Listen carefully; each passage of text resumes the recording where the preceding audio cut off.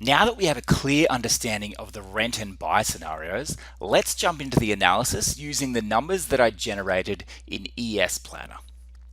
I've set out the following few slides in the same way, looking at the changes over each decade in Michael and Michelle's life as calculated by ES Planner. Between the ages of 28 to 58, they make the same income under both scenarios. Once they hit retirement age, the renters show a higher income amount as the savings they would have used towards a down payment were able to generate additional wealth in their RSP and TFSAs over time. This translates into about 10 grand more in income each year from retirement through to death. When it comes to spending, you'll notice an increase in necessary expenses of almost 30 grand in 2016. Although these costs do come down over time as their mortgage payment amount is not linked to inflation. So what does this mean?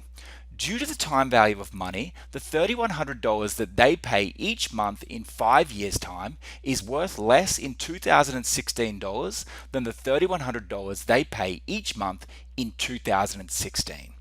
I used the default inflation rate of 3% in ES Planner, and when the economists designed the program, they ensured that all outputs were shown in today's dollars to accurately reflect the impact of inflation. When it comes to mortgage payments, they are one of the few expenses that does not increase with inflation. By 58, they have paid off their mortgage and their necessary expenses are actually lower than they would be as renters throughout the remainder of their life, giving the homeowners more options in how they spend their money to suit their lifestyle.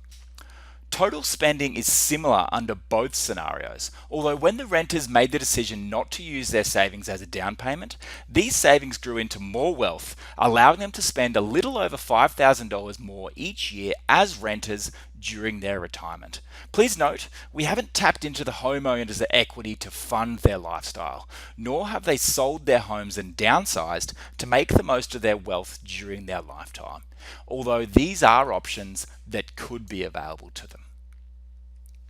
Here we can better visualize how the mortgage payment will come down over time due to the time value of money, with the mortgage fully paid off before they turn 58. All other expenses, including property insurance, property taxes and property maintenance and utilities, remain the same value in today's dollars as the cost is linked to inflation. For the renters, their housing expenses are consistent over time, although they're about $7,000 higher each year throughout retirement without considering utilities, tenant insurance, and other expenses. They're also in a 1+den condo, not a 3-bedroom house, so it's not ideal for their family. This is the slide where things really start to get interesting. At 28, the savings for the renters turns into a down payment and becomes home equity under the homeowner's scenario. By 58, the mortgage has already been paid off and the home equity remains consistent at about 800 grand through to death. The renters are able to build more savings for retirement at $1.4 million versus $1.2 million. However, the homeowners see a peak in their net worth at over $2 million in today's dollars as they enter retirement. In their final years of life, the homeowners are significantly wealthier than the renters, with 800 grand in home equity that they could spend to fund their lifestyle or pass on to the next generation, while the renters will spend all their wealth in their final years.